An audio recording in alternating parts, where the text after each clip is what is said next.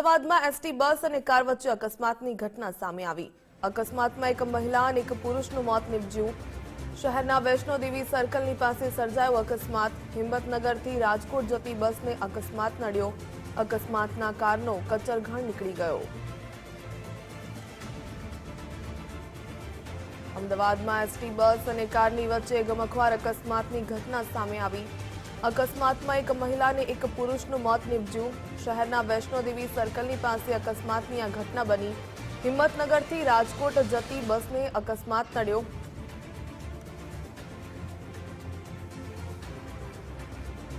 અમદાવાદ જતા SG highway ખાસ Vaishno Devi circle પાસે બ્રિજની પાસે ગમખ્વાર અકસ્માત થયો છે। હિંમતનગરથી અમદાવાદ આવતી એસટી બસ અને ફોર્ચ્યુનર કાર વચ્ચે ગંભીર અકસ્માત થયો છે। બ્રિજના છેડે અમદાવાદથી જે આવતી ફોર્ચ્યુનર કાર અને હિંમતનગરથી અમદાવાદ તરફ જતી કાર વચ્ચે ભયંકર અકસ્માત થયો છે। સામસામે અથડાયા છે। પ્રત્યક્ષદર્શી છે આપણી પાસે, તેમની પાસે વાત કરીશું।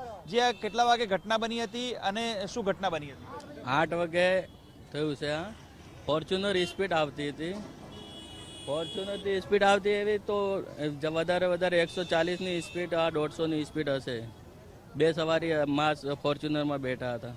જેવી ઉછળી ગાડી એવી સરકારી બસને કૂદી જાય, અથડાઈ। ખાસ જે અંદર ફોર્ચ્યુનરમાં સવાર હતા તે બે લોકોની સ્થિતિ કેવી છે? બે મતલબ કે બચે જ બચે કહેવાય, નહીં તો નહીં બચે। સાસ થોડી હતી।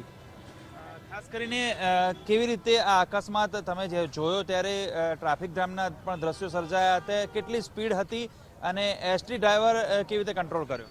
એસવી ડ્રાઈવર પૂરું સ્ટેરિંગ ટાઈટ પકડ્યું હતું, તો પછી આ સવારી બધા ફૂટપાળી ઉપર ચડી ગઈ બસ, એટલે બચી ગયા। સરકારી બસ વાળે બહુ બચાવી દીધા માણસો।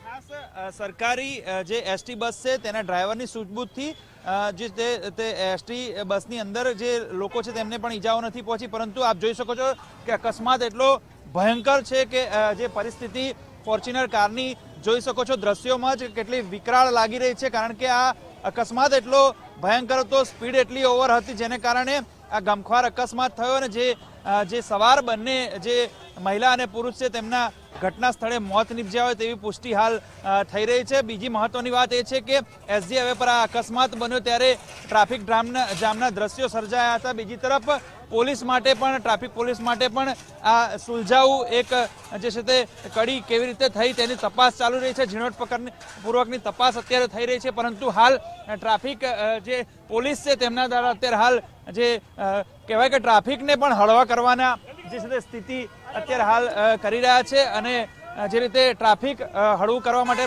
પ્રયાસો થઈ રહ્યા છે। સર, શું કહેશો, કેવી રીતે આ અકસ્માત સર્જાયો હતો, શું કહેશો?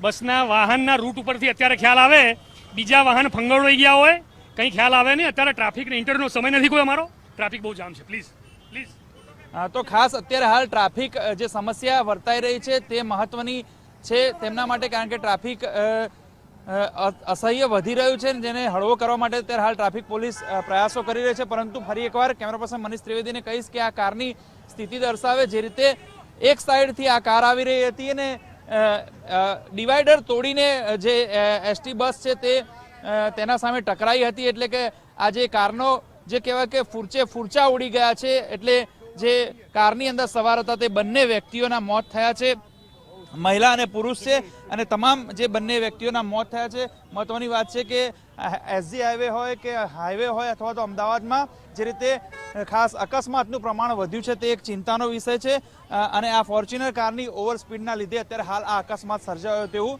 લાગી રહ્યું છે, પરંતુ હાલ ટ્રાફિક પોલીસ સંપૂર્ણ તપાસ કરશે, ત્યારબાદ તથ્ય સામે આવશે। કેમેરા પર્સન મનીષ ત્રિવેદી સાથે સચિન કડિયા, ગુજરાત ફર્સ્ટ, અમદાવાદ।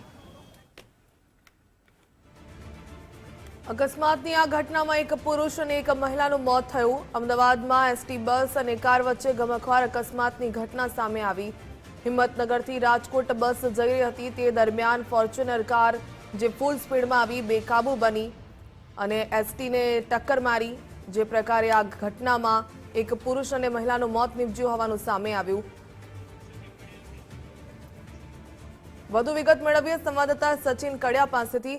સચિન, વહેલી સવારે અકસ્માતની ઘટના સામે આવી વૈષ્ણોદેવી સર્કલ પાસે, આ સંદર્ભે વધુ શું વિગત?